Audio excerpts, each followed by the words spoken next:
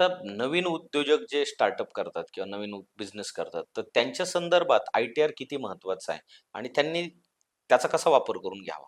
मी तर म्हणजे नवीन उद्योजकांनी तर आय-टी-आर भरणं गरजेचं आहे. का गरजेचं आहे? नवीन उद्योजकांना पहिली गोष्ट काय लागतंय?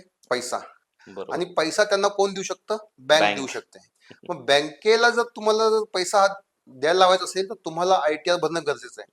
आता कसं आहे, या केसमध्ये कसं होतं की तुमचं उत्पन्न नसताना आय-टी-आर भरणं कसं? तर त्या केसमध्ये काही तरतुदी बँकेच्या आहेत. तुम्ही बँकेशी सल्लामसलत करून तुम्ही त्या पद्धतीने तुम्ही रोजगार घेऊ शकता.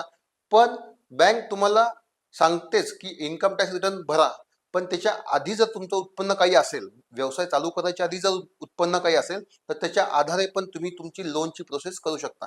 म्हणजे असं नाही की रिटर्न व्यवसाय चालू केल्यानंतरच भरलं पाहिजे.